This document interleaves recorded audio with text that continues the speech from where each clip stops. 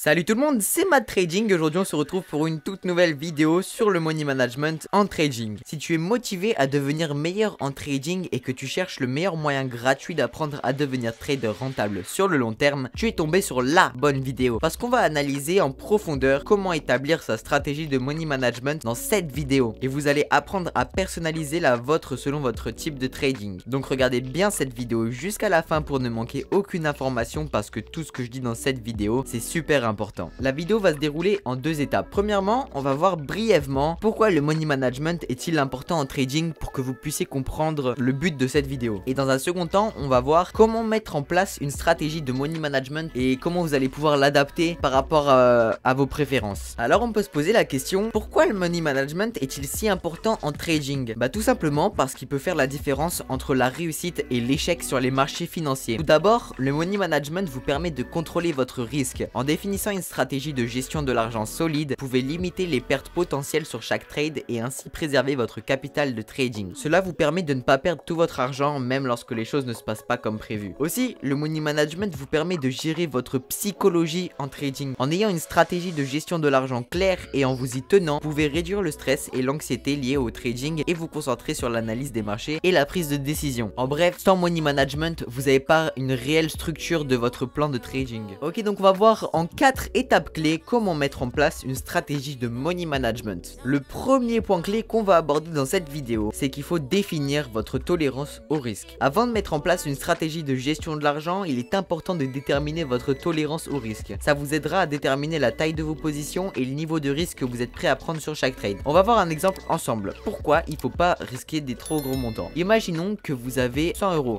sur votre compte de trading et que vous avez un risque, pour mettre risque je vais mettre R, de 10%. Donc 10% c'est beaucoup, je vous le dis parce que c'est l'exemple, 10% je le prends exprès parce que c'est beaucoup. Et je vais vous expliquer pourquoi. Imaginons que vous perdez un trade, vous passez de 100 € et 10% de 100 € c'est quoi? C'est 10 €. Donc qu'est-ce qu'il vous reste? Il vous reste 90 €. Et là je sais pas si vous ferez cette erreur, mais imaginons que vous me dites bah c'est pas grave, là j'ai qu'à regagner 10% et je retourne à 100 €. Et bah non. Imaginons que vous souhaitiez retourner à vos 100 €, bah il est où le problème? C'est que pour retourner à 100 €, il va falloir gagner 11, quelque chose %. Donc pour arrondir on va mettre 11%. Et là les 11% ils sont plus gros que les 10%. Et ça c'est ce qu'on veut éviter parce que du coup vous risquez de vous mettre des bâtons dans les roues. Vous pourrez galérer à regagner un trade perdant. C'est tout ce qu'on veut éviter pour être le moins risqué possible et pouvoir avoir le plus de chances de devenir rentable sur le long terme. On va éviter d'avoir un pourcentage beaucoup plus élevé que celui d'avant. Bah encore ça passe parce que c'est que 1%, mais encore c'est vraiment pas ouf. C'est pour ça qu'on va essayer d'avoir un risque entre 0,5% et 4%. Alors vous pouvez me demander pourquoi 0,5%? En fait je vous l'ai mis comme ça, mais vous pouvez risquer moins si vous avez envie, c'est pas un problème. C'est juste moi je vous le dis, vous pouvez risquer sans trop de problème 0,5% de votre capital. Vous allez perdre très lentement votre argent, votre capital. Après si vous voulez il n'y a pas de problème, vous pouvez risquer beaucoup moins. Si vous voulez vous pouvez risquer 0,001. Enfin après il faut avoir des plus gros capital pour faire ça parce qu'il y a des lots minimum. Mais vous pouvez risquer beaucoup moins si vous voulez. Mais voilà, vous pouvez risquer sans problème 0,5%. Vous n'avez pas trop de risques, franchement tranquille. Et 4%, bah c'est logique, si vous risquez plus que 4%, bah là vous vous mettez en danger votre capital, tout votre trading, votre compte de trading. Donc plus que 4% c'est fortement déconseillé, mais pour moi même déjà 4% c'est beaucoup. Je trouve que 1% c'est bien, moi j'utilise 1% et je trouve que c'est top. Voilà, après c'est à vous de choisir. On va voir dans le deuxième point clé justement comment s'aider à choisir son risque. Moi je risque 1%, je trouve que c'est le top. Hop, avant de continuer la vidéo, je voulais vous parler de Bybit. C'est ma plateforme préférée pour faire du trading et je vous la conseille fortement. Comme vous pouvez le savoir, en France le trading sur Binance est devenu très restreint. Alors je vous conseille Bybit parce que c'est un équivalent de Binance. En plus, en vous inscrivant avec mon lien, vous aurez du cashback sur tous vos trades. Vous avez le lien dans la description de la vidéo. Allez, je vous laisse. Maintenant on va voir le deuxième point clé qui n'en est pas réellement un à part entière. En fait ça va être un point clé qui va vous aider à trouver votre niveau de risque que vous allez prendre pour chaque trade. Alors laissez-moi vous expliquer. En fait ce qu'il va falloir faire c'est décider l'objectif de rendement à long terme que vous allez essayer de tenir. Donc imaginons par exemple que vous dites moi j'aimerais bien gagner 20% tous les mois. 20% c'est pas mal. Vous dites que sur un an, avec les intérêts composés, vous pouvez faire pas mal d'argent. C'est un bon pourcentage. Moi, je vous le dis, c'est vraiment pas mal. 20%, c'est déjà bien. Imaginons qu'à la base, vous vous disiez que vous vouliez risquer 4% par trade. Imaginons que votre take profit soit plus grand que votre stop loss. En tout cas, je l'espère parce que c'est une des bases du trading, mais je vais le voir dans cette vidéo avec vous. Et imaginons qu'il est 3 fois plus grand que le stop loss. Ça veut dire que vous avez un ratio risque-récompense de 3. Donc, vous gagnez un trade. Vous faites déjà 12% de bénéfices. Et là, si vous faites 2 trades, du coup, vous avez déjà explosé cet objectif de rendement. Et là, vous allez vous dire, peut-être que je pourrais être moins risqué. Du coup, on va pas risquer 4%. On va peut-être se dire, bon, je vais plutôt risquer 1%. Comme ça, je gagne 3% par trade. C'est déjà mieux. Et en à peine quelques trades, je peux faire les 20%. Donc voilà, c'est une technique pour trouver son risque. On va voir maintenant le troisième point clé de la vidéo qui est pour moi le plus important. Alors faites très attention à ce que je vais dire. On va parler des ratios risque-récompense. Alors tout d'abord, qu'est-ce que c'est le ratio risque-récompense? C'est le nombre de fois que vous avez votre stop loss dans votre take profit. Pour le calculer, vous allez faire take profit divisé par le stop loss. Ça vous donne le résultat. Donc par exemple, imaginons que votre take profit il soit placé à 1% et que vous avez un stop loss à 0,5%. Faites la division, ça fait un ratio risque-récompense de 2. Là c'est bien, voilà, on a appris à calculer le ratio risque-récompense. Maintenant on va voir comment savoir si votre ratio risque-récompense est bon et en fait à quel moment vous allez rentrer dans un trade ou pas. Après c'est à vous d'adapter votre stratégie pour avoir votre ratio risque-récompense que vous voudriez avoir. C'est à vous d'adapter votre stratégie de trading. Mais bon, laissez-moi vous expliquer. Un ratio risque-récompense qui est plus petit que 1, donc 1 est plus grand. Quand il est plus petit que 1, c'est nul. Nul. On prend surtout pas le trade. On écrit nul en gros. Jamais vous rentrez dans un trade avec un ratio risque-récompense en dessous de 1. Surtout pas.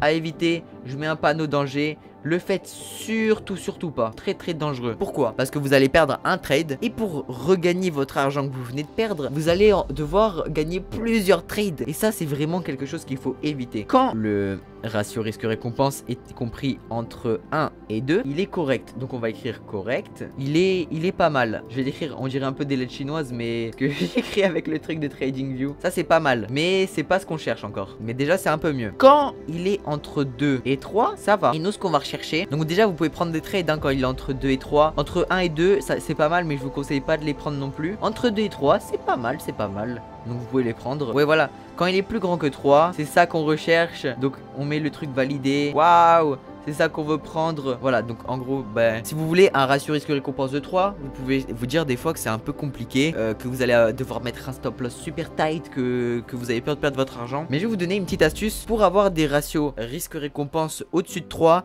Et moi j'arrive à en avoir même jusqu'à 7, 8, 9, 10, ça dépend des trades. Laissez-moi vous expliquer ce qu'il faut étudier. Alors je vais vous dire un petit secret, il faut pas le dire entre youtubeurs, normalement on le dit pas. Mais d'ailleurs ils ne savent pas la plupart. Ce que vous allez voir sur YouTube, tout ça, toutes ces stratégies, pas cette vidéo là, je vous explique le money management, c'est quand même super bien. Mais toutes les petites stratégies que vous voyez sur YouTube, pas de le dire, mais par exemple moi j'ai fait des vidéos stratégie avec le RSI, tout ça. Des stratégies qui marchent, elles peuvent marcher hein, mais c'est comment trade la dumb money. Vous pouvez vous prendre des stop loss très souvent. Moi ce que je vous conseille d'étudier, ce seront les concepts de smart money. Donc vous allez étudier week off, les distributions, les accumulations, redistribution, réaccumulation. Vous apprenez tout ça, vous allez les étudier, les concepts de smart money, parce que c'est ça la base du marché, c'est comme ça qu'il fonctionne. Donc étudiez tout ça et vous arriverez facilement à avoir des stop loss juste à côté de votre entrée. Donc vous verrez, étudier ça. Donc moi en fait ça fait 3 ans et demi déjà que je suis dans le trading. J'ai eu le temps d'étudier tout ça. Je suis jeune, vous pouvez savoir à ma voix. J'ai eu de la chance où je suis né parce que j'ai pu avoir quelqu'un, mon père, qui m'a fait rencontrer des gens qui m'ont expliqué comment marchaient les marchés financiers,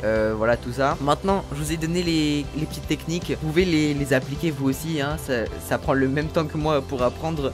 Il y a toutes les informations qui sont sur internet, beaucoup moins sur YouTube par rapport à ce que je vous ai dit, donc les concepts de smart money, tout ça. Il y en a beaucoup moins en présence sur YouTube parce que c'est plus compliqué. Les gens ils préfèrent trader des stratégies simples avec quelques indicateurs qu'ils vont mettre sur leur graphique. Ils se disent si deux lignes se croisent, je vais acheter, enfin des trucs comme ça. C'est beaucoup plus simple, c'est normal. Et du coup les gens ils vont beaucoup plus le montrer sur YouTube. Ils vont se dire que les viewers ils vont regarder, ils vont se dire que ça marche et du coup ils vont préférer opter pour une stratégie comme ça qui va leur demander 1 mois ou 2 mois d'apprentissage, alors que en réalité c'est pas ça qui fait marcher les marchés financiers. Donc voilà, apprenez tout ce que je vous ai dit. Maintenant on va voir le 4e point clé. Et en fait ce point clé ça va être de suivre votre plan de gestion de l'argent à la perfection comme un robot. Vous allez essayer de ne pas avoir d'émotion et de vous tenir à votre plan. Donc on va revoir tout ce qu'il faut faire. En fait c'est un peu un récapitulatif aussi. Vous allez risquer entre 0,5 et 4%. Vous allez chercher chercher un risque entre 0,5% et 4%. Vous allez définir votre objectif de rendement. Donc ça peut être 20% par mois, 40%. Enfin 40% ça commence à être pas mal. Vous pouvez en faire 40%, il n'y a pas de problème, mais ça commence à être beaucoup. 20% par mois par exemple. Ensuite, il va falloir définir votre ratio risque-récompense. Donc moi, je mets R/R, c'est risque/récompense. Vous allez faire vos trades sans émotion, ça aussi c'est super important. Vous allez trader comme un robot, sans émotion. Vous allez faire votre stratégie de trading sans émotion. En suivant toutes ces indications, je suis prêt à parier que vous deviendrez un trader rentable parce que si vous appliquez tout ce que j'ai évoqué dans la vidéo, c'est presque impossible d'être en négatif. Il y a un proverbe qui dit: pour être rentable en trading, c'est pas par rapport à votre taux de réussite de trade, c'est par rapport à combien vous perdez quand vous perdez et combien vous gagnez quand vous gagnez. Et ça, qu'est-ce que ça veut dire? Et bien en fait, ils expriment la notion de ratio risque-récompense. Donc il faut gagner plus d'argent que vous perdez, que vous risquez. J'espère très sincèrement que cette vidéo vous aura plu et surtout qu'elle vous aura aidé à améliorer votre trading. Si c'est le cas, n'hésitez pas à liker la vidéo et à vous abonner pour ne louper aucune de mes vidéos. Sur ce, c'était Matt Trading, je vous dis à la prochaine, ciao.